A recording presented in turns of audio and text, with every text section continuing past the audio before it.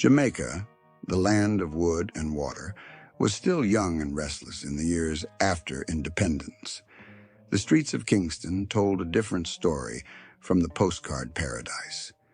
Here, in the concrete maze of West Kingston, poverty and politics met head-on. It was a place where survival depended not on who you were, but on who you stood behind. In the early 1960s, Jamaica's two dominant political parties, the People's National Party, PNP, and the Jamaica Labour Party, JLP, fought bitterly for control of the island. The competition for power spilled into the streets, transforming neighborhoods into political fortresses. Communities like Tivoli Gardens, Denhamtown, and Raytown became the front line of a quiet war. One fought not just with ballots, but with bullets. It was in this environment of fear, loyalty, and desperation that a young man named Lester Lloyd Coke began his journey. Before the name Jim Brown became legend, Coke was simply a youth from Tivoli Gardens trying to survive. The project itself had been envisioned as a model housing development, a symbol of progress in post-independence Jamaica. But as the years passed, Tivoli transformed into something else entirely. A citadel for the JLP, and later the heart of a criminal empire. Within those narrow lanes, Coke learned that politics was the true power in Kingston, and that power came from controlling the streets. In a city divided by party color, orange for PNP, green for JLP, every alley had an allegiance, and every young man was expected to defend it. Coke proved himself early, not just through violence, but through cunning. He was bold, calculating, and charismatic, traits that caught the attention of political operatives who needed enforcers. The JLP, eager to maintain its grip on West Kingston, found in Coke exactly what it needed: a loyal soldier who could inspire fear and command respect. By the early 1970s, Jim Brown, as he was now known, had risen through the ranks as one of the JLP's most feared and trusted enforcers. His reputation spread quickly through Kingston's underworld. He wasn't just a gunman, he was a strategist.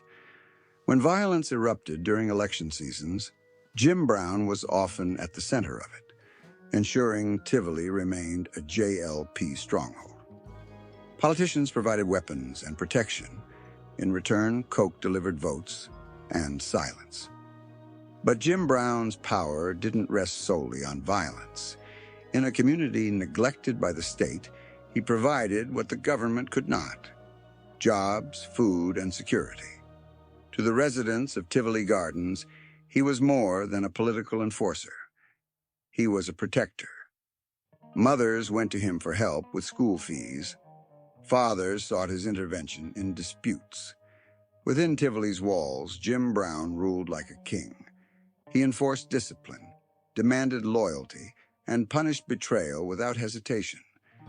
Yet to many, his presence brought a sense of order that even the police could not offer. The 1970s marked one of the bloodiest decades in Jamaica's history. Political warfare consumed the island. Entire communities were burned to the ground. Hundreds were killed as PNP and JLP supporters clashed in open street battles. Amid the chaos, Jim Brown solidified his position as the JLP's most effective enforcer in West Kingston. His control of Tivoli became absolute. No one entered without his knowledge. No one opposed him and lived to talk about it. And yet, even as Kingston burned, Brown's influence began to stretch beyond Jamaica's shores. The seeds of something much larger were being planted, a network that would soon connect the ghetto streets of Tivoli to the criminal underworlds of Miami and New York. By the late 1970s, waves of Jamaicans were migrating to the United States, seeking opportunity. Among them were men loyal to Brown, soldiers, hustlers, and businessmen who carried with them not just ambition, but allegiance. In the United States, Jamaican gangs began to form in places like Brooklyn, Miami, and Toronto. They started small, protecting local drug corners, running scams, and importing marijuana. But soon, the game changed. The arrival of crack cocaine in the early 1980s transformed street crime into a multi-million-dollar industry. And at the top of that expanding empire stood two names: Lester Lloyd, Jim Brown Coke, and his close associate Vivian Blake. Together, they built what would become one of the most feared and powerful criminal organizations of the era, the Shower Posse. The gang's name would come from their brutal tactics. Enemies weren't just shot, they were showered with bullets, a rain of gunfire meant to send a message. From the drug corners of Brooklyn to the streets of Kingston, the Shower Posse became synonymous with blood and power. And Jim Brown, still rooted in Tivoli Gardens, became the mythic figure at the center of it all. A man who ruled by both fear and favor. A Don who blurred the line between criminal and political leader. He wasn't just a gangster, you understand? Jim Brown was the system. When the police couldn't protect us, he did. When politicians forgot us, he fed us. He kept order. Everybody respected him, or feared him. Sometimes both. As the 1980s approached, Jamaica's connection to the international drug trade deepened. American authorities would later accuse the Shower Posse of smuggling tons of cocaine into the United States and sending weapons back to Jamaica in return. But for now, Jim Brown's empire was just beginning. From the shadows of political warfare, a new kind of power had emerged. One born in the ghetto, fueled by politics, and destined for international infamy. In the heart of West Kingston, a king had risen. His rule would reshape the streets, the politics, and the destiny of a nation. His name was Jim Brown, and his fire was only beginning to burn. The 1980s were years of transformation for Jim Brown and for Jamaica itself. What began as local political violence in the ghettos of Kingston had now evolved into something far more dangerous and profitable. The same men who once carried guns for the Jamaica Labor Party were now carrying kilos of cocaine for the Shower Posse. The streets that once ran red during election seasons now flowed with money, drugs, and fear. Jim Brown, operating from the fortress of Tivoli Gardens, had become more than a Don. He was a legend, both revered and feared across two continents. In the United States, cities like Miami, New York, and Kansas City saw a new wave of Jamaican immigrants, bringing with them the hard-edged discipline of Kingston's streets. Many of these men owed allegiance to Brown. They built networks that stretched from the Caribbean docks to the tenements of Brooklyn. Cocaine arrived in crates of fruit, under the seats of cars, hidden in shipments of goods. Guns moved in the opposite direction, smuggled back into Jamaica to arm Brown's soldiers and maintain his grip on Tivoli. It was an endless loop of drugs and weapons, a dark economy that tied Kingston's slums directly to the American dream. The profits were staggering. By the mid-1980s, the Shower Posse had become a global enterprise. Vivian Blake, Brown's partner in the United States, handled much of the overseas operations, while Brown remained the supreme commander in Kingston. Every shipment, every deal, every killing was done in his name. The gang's discipline and reputation for violence made them nearly untouchable. Their enemies, whether rival drug crews or other Jamaican posis, were met with ruthless precision. Shower them, was the order, and the streets would echo with automatic gunfire. The name stuck, and soon everyone in the underworld knew it. The Shower Posse didn't make threats, they made examples. Yet, for all his brutality, Jim Brown was still a man of paradoxes. Inside Tivoli Gardens, he was a provider. He paid for funerals, school supplies, and medical bills. He organized parties and fed the hungry. People spoke of him with pride and awe. They said he kept the peace, that his rule brought a strange kind of stability. Police dared not enter Tivoli without permission, and politicians courted him quietly. For them, Brown was both an asset and a liability, a man who could deliver votes, but also expose how deeply crime and politics were intertwined. During this period, Jamaica was under immense strain. The economy faltered, unemployment soared, and entire neighborhoods fell under the control of dons. The government's influence in West Kingston was symbolic at best. The real authority lay with Jim Brown. He maintained an army of loyal gunmen and commanded loyalty not through speeches or policies, but through action. His power was personal, absolute, and immediate. And yet, as his empire expanded, so did his list of enemies. The story of Jim Brown is also the story of Jamaica's political violence spilling into every corner of life. Even music wasn't immune. In December 1976, reggae superstar Bob Marley was shot in his home, just 2 days before performing at a peace concert intended to ease tensions between the rival political parties. The attack shocked the world and deepened Jamaica's reputation for violence.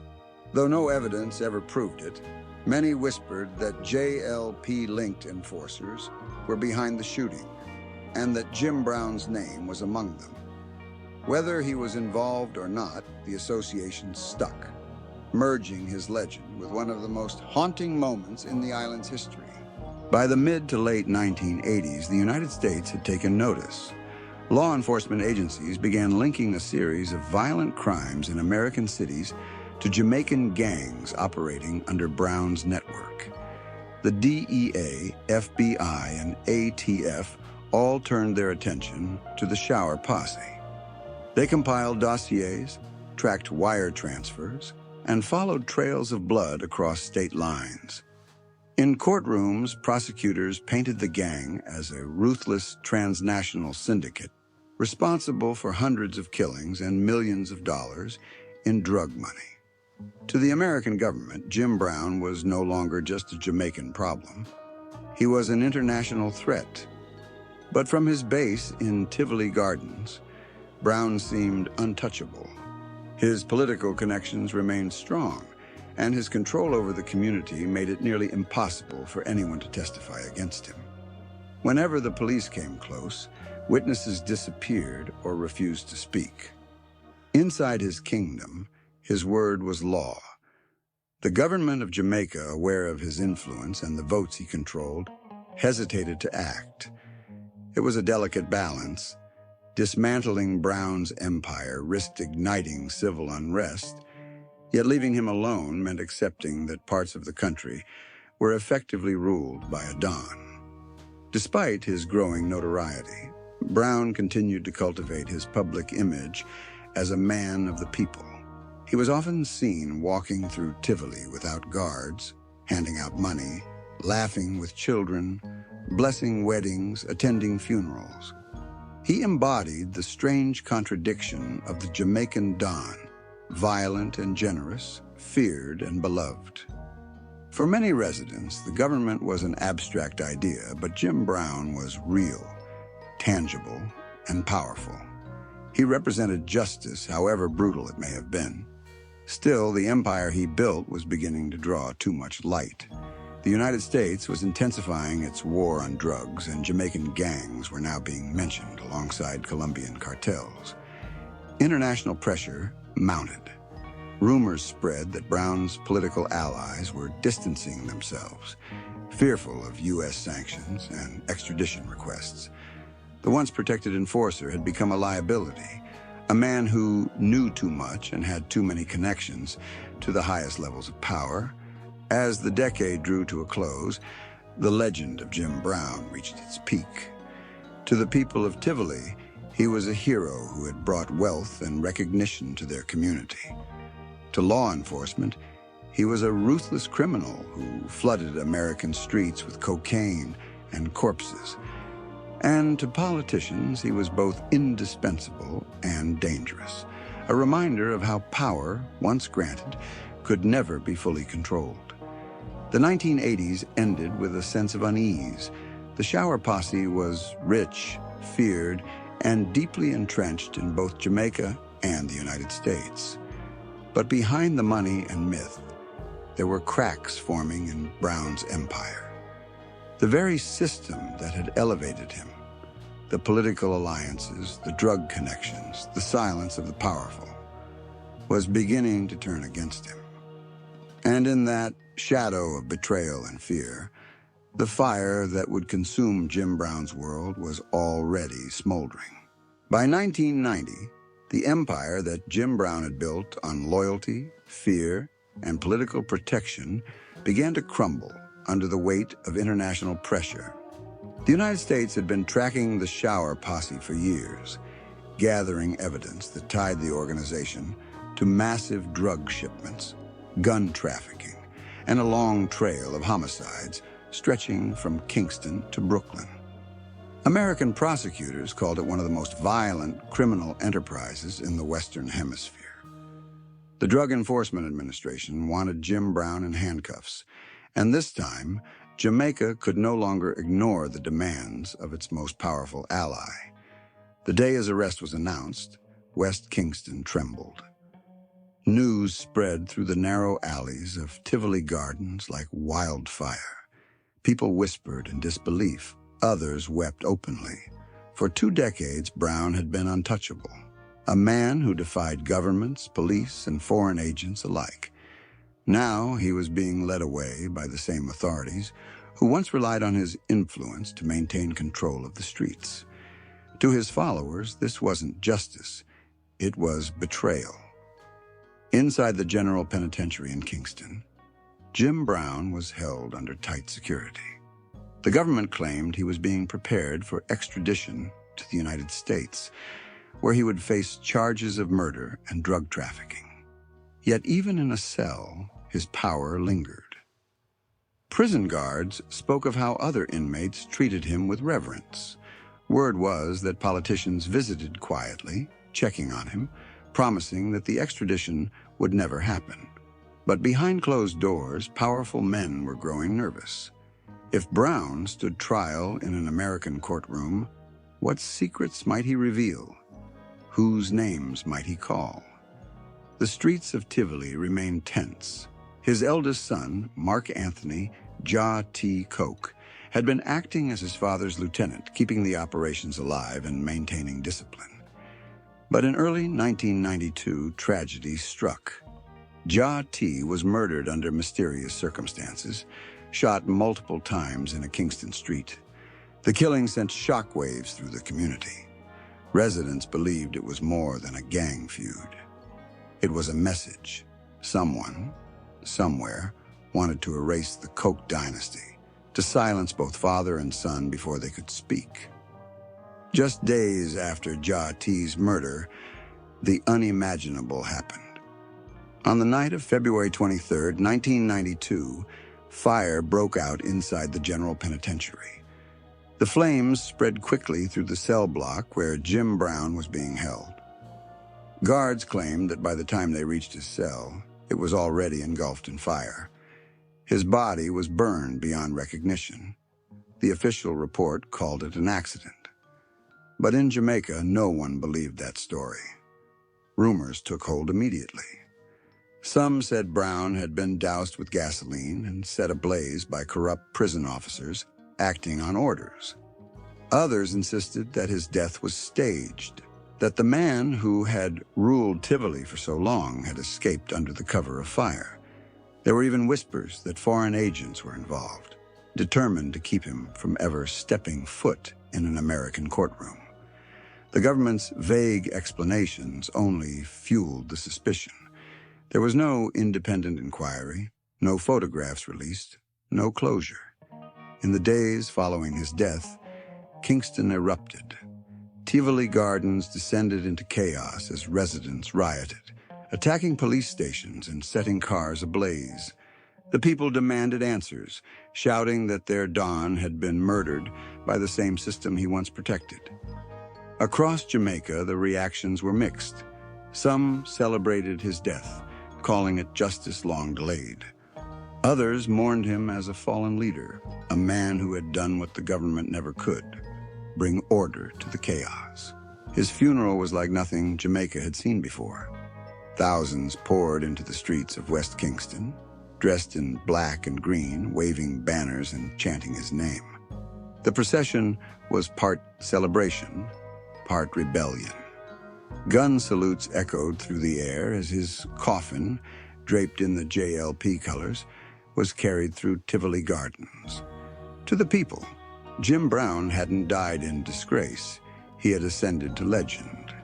His story became myth, told and retold in the dance halls and on street corners, woven into the island's folklore. Yet for those who understood the deeper currents of Jamaican politics, his death was not simply the end of a gangster. It was the silencing of a witness. Too many threads led back to powerful men. Jim Brown had operated with the blessing of the political establishment for years, serving as both protector and executioner.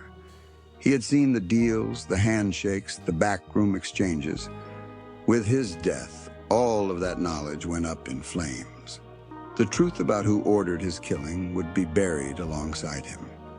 In the years that followed, the Koch family's grip on Tivoli Gardens did not disappear. Brown's other son, Christopher Dudas Koch, quietly stepped into the role his father had once held. He inherited not only his father's criminal empire, but also the loyalty of the people. Under Dudas, Tivoli once again became a city within a city, complete with its own rules, courts, and enforcers.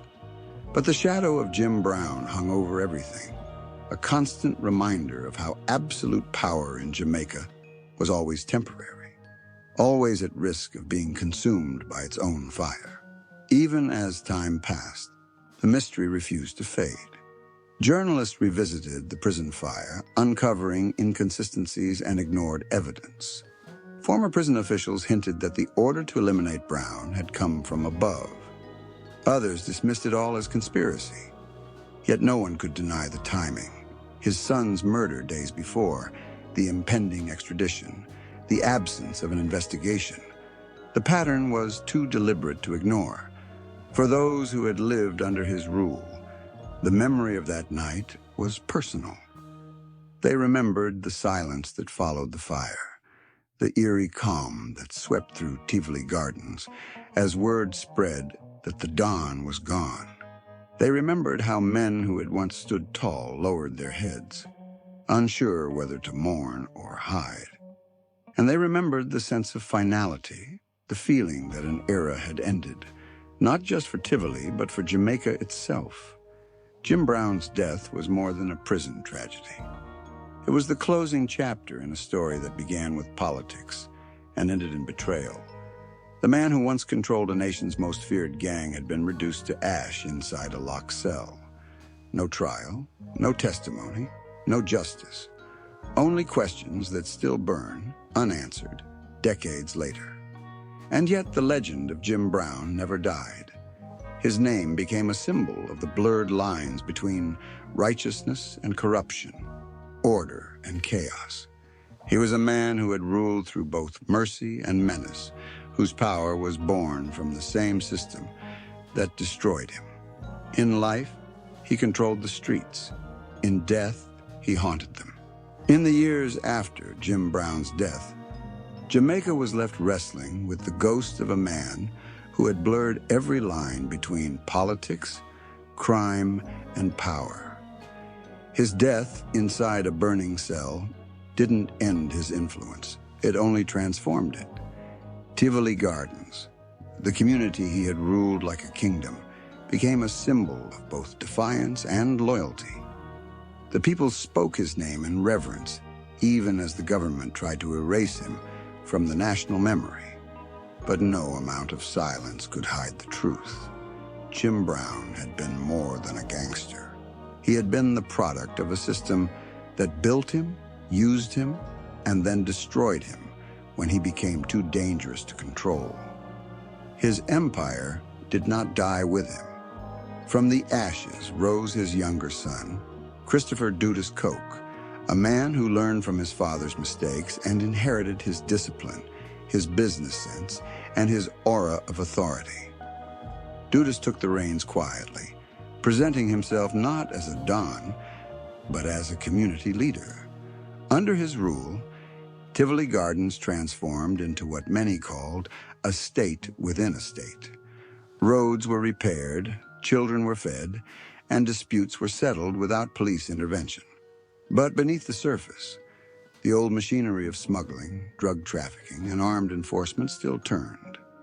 Dudas represented a new generation of power, one that didn't just rely on guns, but also on public relations. To outsiders, he was a philanthropist. To insiders, he was a kingpin. His control was so complete that politicians once again sought favor in Tivoli, knowing that a nod from Dudas could sway thousands of votes.